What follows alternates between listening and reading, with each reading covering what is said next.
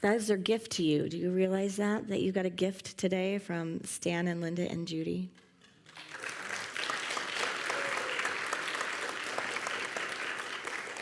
A heart gift. Oh.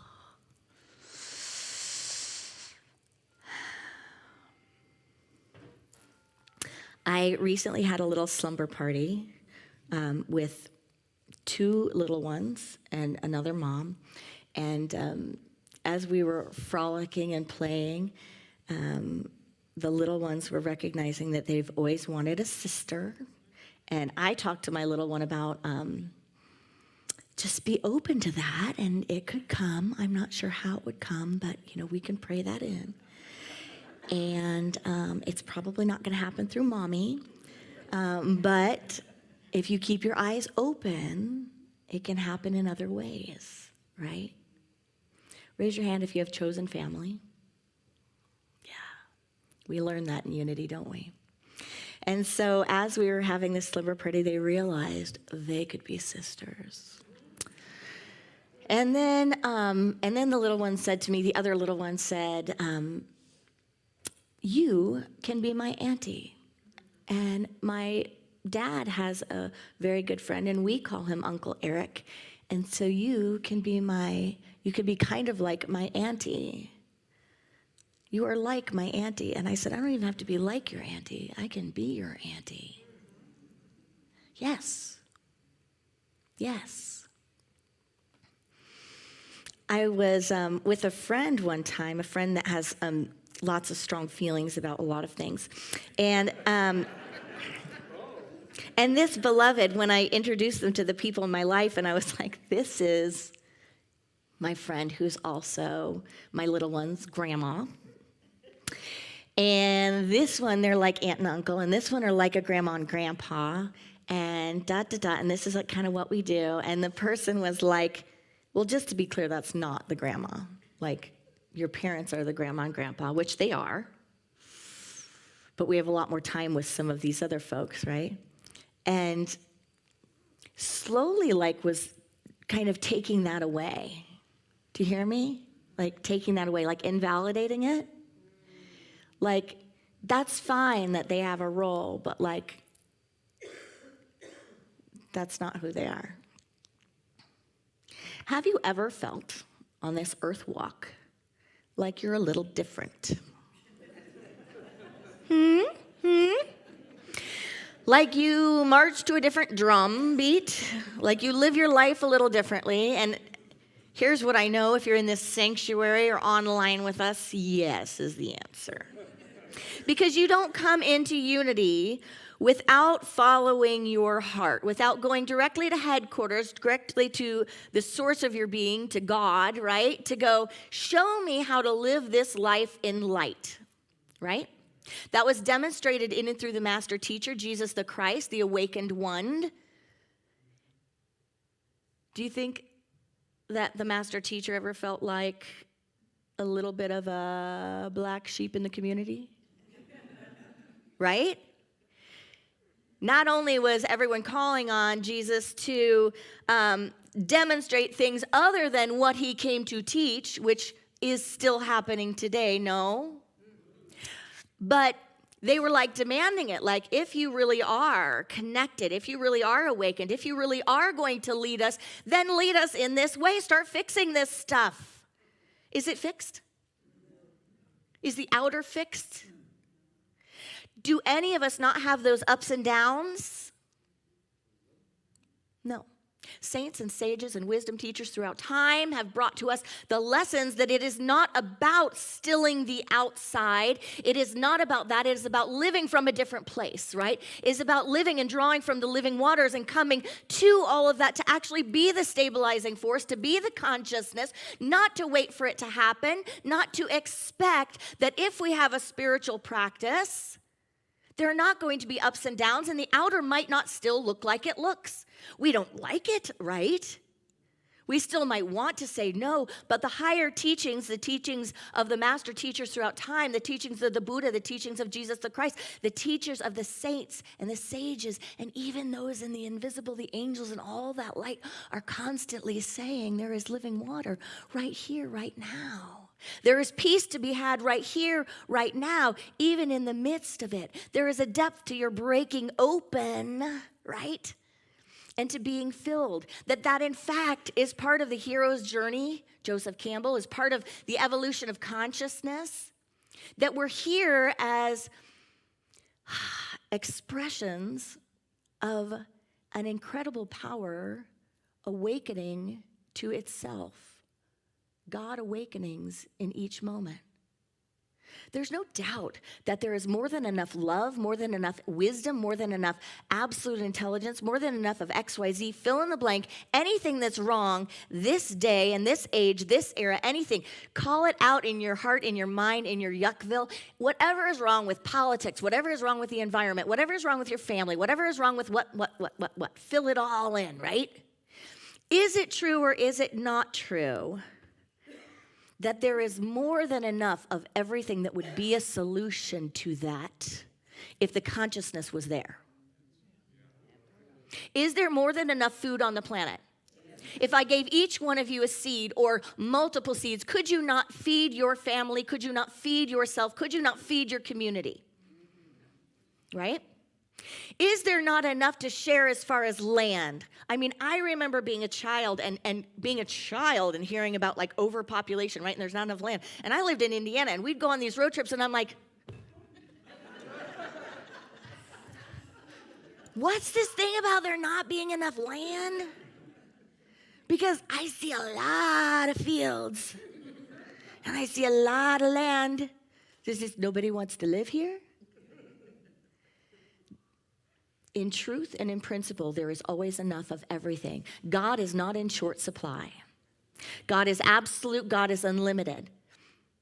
We, as our role, are the image makers, the idea getters. So as far as that expression, we're here to get ideas, visions of how for that to unfold, how to unfold in the highest way. So the only thing missing ever, oh, this is such good news, the only thing missing ever is consciousness. But we play these funny little human games. These games of separation.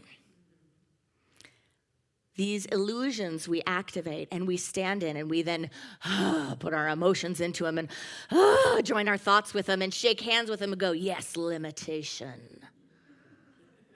Very much real.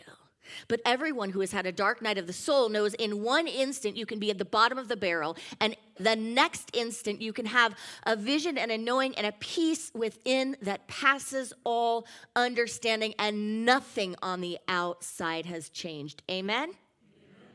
Nothing in the material world has changed. We can even be brought to the brink where we think if this happens, it's going to be the end of me. And then all of a sudden, through prayer, through the human condition and the spiritual condition, through that beautiful evolution of consciousness and God moments and awakening, you can get to that point and you're like, I'm okay. I haven't evaporated.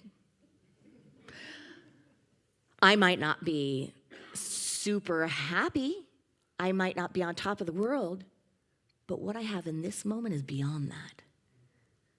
This sense of okay, spiritually okay, is way more than the high or the low. But in order to get this life, in order to walk the way, which we know the master teacher taught, I am the way, the truth, the light. So that means what?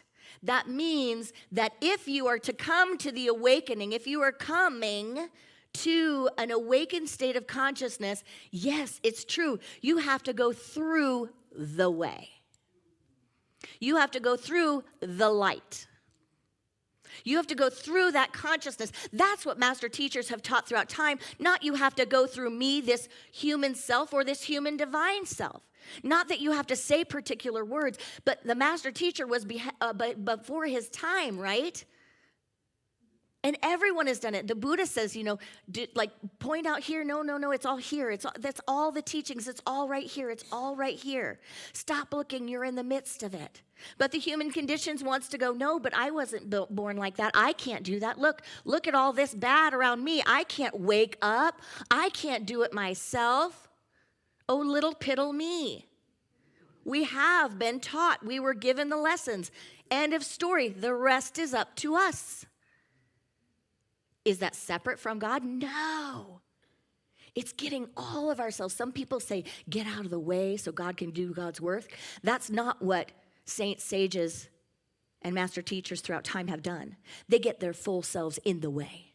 They become the way. There is no part of me I'm not going to put into this circle of Godness, right? I'm going to put it all in. Not like, oh, here's Erin over here, and here's all of Godness.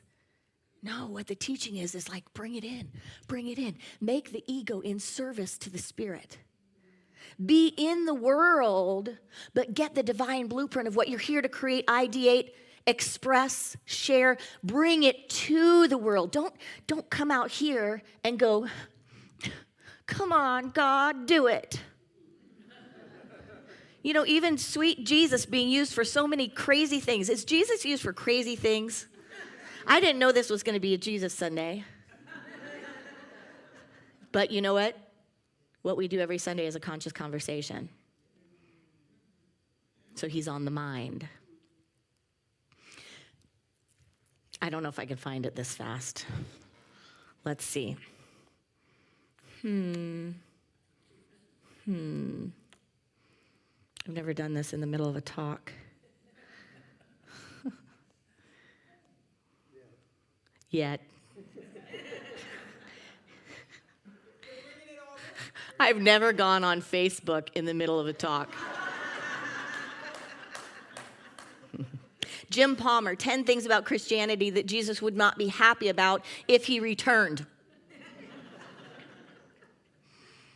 That his vision for a transformed society got twisted into an afterlife fantasy about heaven. That a religion was formed to worship his name instead of a movement to advance his message. That the gospel says his death solved the problem of humankind's separation from God instead of accepting that his life revealed the truth that there is no separation from God. That the religion bearing his name was conceived by theories and doctrines of Paul instead of the truth Jesus lived and demonstrated. That he was said to exclusively be God in the flesh, putting his example out of reach, rather than teaching that we all share in the same spirit that empowered his character and life. For those of you that scripture is important and sacred, it's in there. This too and more you shall do. Like seriously, and it's in the red letter. You know the red letter Bible? The red letter Bible is the one where it's like, most likely this fits the language. Like you take a Jersey girl and that's funny, we got a Jersey girl in the house. You take a Jersey girl and you get a linguist to sit there with a Jersey girl, myself, and 5 others, right? And you find out what their language is, what their tone is, what types of things they say, their cadence, all of that, right? And then you compare them all and you can sift out and you can pretty easily find the Jersey girl, right? So that's the red letter Bible. That's the nutshell of it, is it takes everybody else's language and that was folktale at that time. That was this at that time. That was this at the time. Not that it doesn't all come together, because in Godness, it all comes together scripturally to be this incredible, mystical, metaphysical document that we know wasn't really a book, right? Do we know that? It was not one book. It's a bunch of writings put together, and then a lot of women edited out. And a lot of diversity edited out. But if you really look at it mystically and metaphysically, it's got everything in there that it needs, right? Because you take it into prayer and into meditation like a dream, like you enter a dream state and you go, if this was all aspects of my consciousness, what would it have for me? What would it reveal to me? What would that mean? What would that say? What is this ancient teaching? And when you do it like that, it's like, what? But anyway, back to the Jersey girl. The red letter part of the Bible, the red letter Bible is like, what are all these statements that probably really came from the master teacher? This and more you shall do. I mean, that throws traditional teachings and traditional doctrines out. Yeah. Next one. That the religion that claims his name teaches that his wisdom and teachings are the only legitimate way to know truth and God.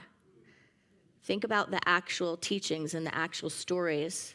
It wasn't the infrastructure, it wasn't the religion that was being pointed out and going like, hail this. Yes, it was like this woman, that person, these people. It was bringing everyone into the fold.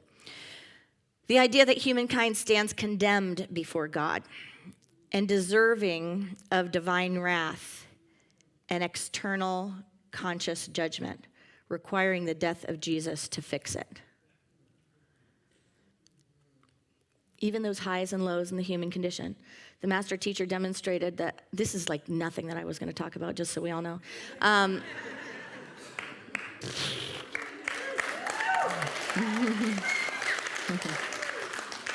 I think it's because conference is in the house. We have some things going on in our movement, and we are open for some movement. But this idea that humankind stands condemned before God and deserving of the divine wrath, you know what I do with unity principles when we get a little too much into the law of mind action and a little bit too much and start metaphysical malpracticing on ourselves of going, I created my reality. It's so like, oh my God, you wake up to that. And yes, on one level, absolutely the law of mind action, right?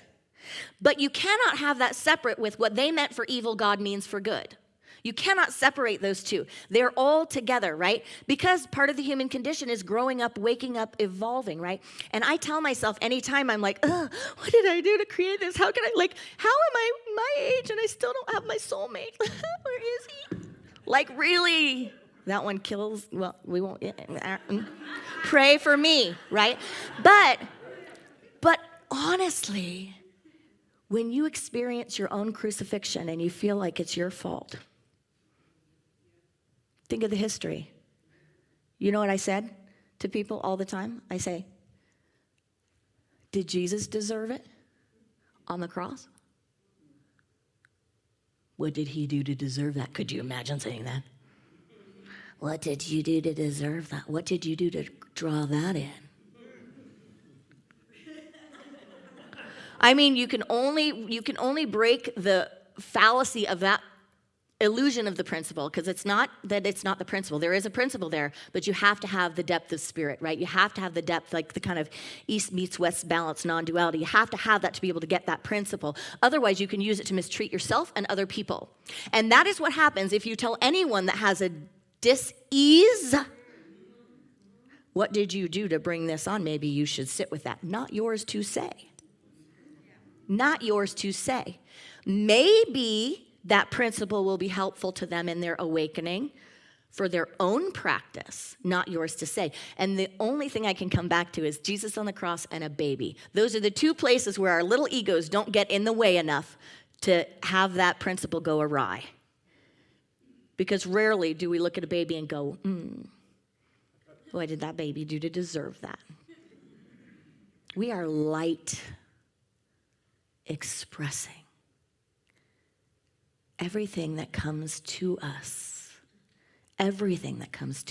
can be used for good, can be dedicated to Godness. So the idea that we're somehow in this eternal torture chamber, I'm pretty sure is an illusion of consciousness, because we have everything that's needed to have heaven here on earth now. And we already know that we have and have activated pretty much everything needed to have hell on earth right here and right now. So what are we going to do with it? Back to Jim Palmer. That people are waiting on Jesus to return and save the world and end suffering rather than taking responsibility for saving the world and solving problems ourselves. And by ourselves, we don't mean without God, without source, without all of that, right? It's like this ourselves. Forget ever saving it. And this is probably the illusion and the delusion, is that we're going to ever save it from this ourselves. We have to get ourselves fully in the way and become the way. Yeah? That people think there is a magical potency in uttering the name of Jesus rather than accessing their own natural powers and capabilities to affect change. That's the only one I would add a little aside. My little aside would be that I do think there is some magical potency. I think there's magical potency in that and in anything of a high vibration, a high nature, right? Like, I think that's the devotional aspect to spiritual practice. And you know what it is for you. It's like if you're sitting by a river, for those of you that are, well, I'm not going to go into that. I was going to go fishing, and then the analogy breaks down because you're killing a fish to eat the fish. But you know what I mean, those of you that love fishing by a river. It's like you have that moment, and it's like, uttering those names, those words.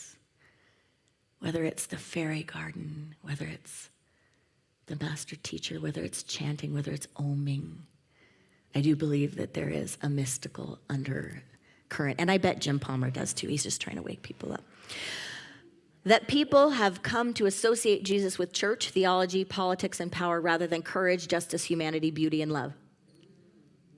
What if that was your son? What if that was your father? What if that was you? Go directly to headquarters. Don't take someone else's word for it. So what separates you from other people? What makes you unique on your earth walk? How do you feel different? How do you feel like you're the black sheep? Do you feel that, right? A little bit? How are you different from your family? I saw some eyes. How are you different from the other people that look at what it means to have a job? I didn't even know this job existed, but I was like, I'm not going to sit in a cubicle for my life. I know I'm not going to do that. So how do you feel different? And have you crucified yourself for that? Or are you giving it the space to see it with right vision?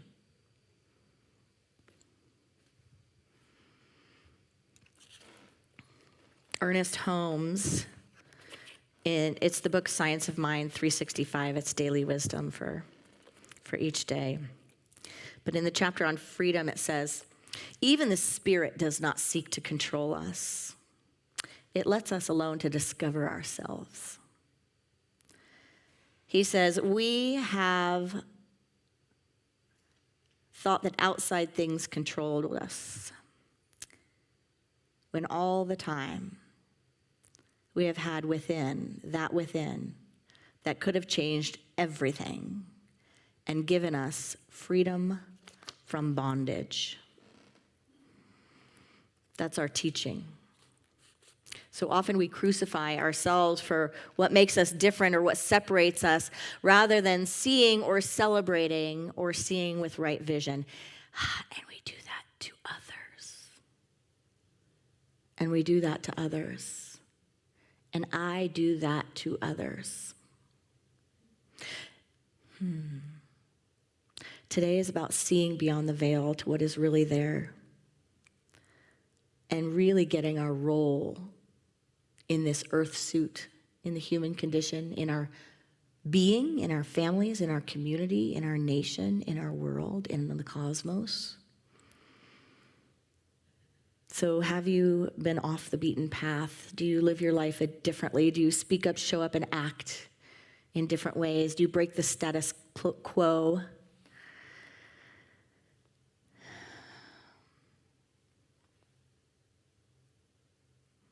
I want to close with this idea of seeing your role, seeing my role, seeing our role as unity and as a movement in this day and age, in this time and space that we're in is an absolute divine appointment and no mistake at all. Like, it can't be a mistake because this stuff, like even the earth, like it's here, but like we're here and we have consciousness. And that consciousness is evolving. So of course it's about our awakening. Otherwise, it'd be a really quiet planet with dinosaurs or whatever comes next after us.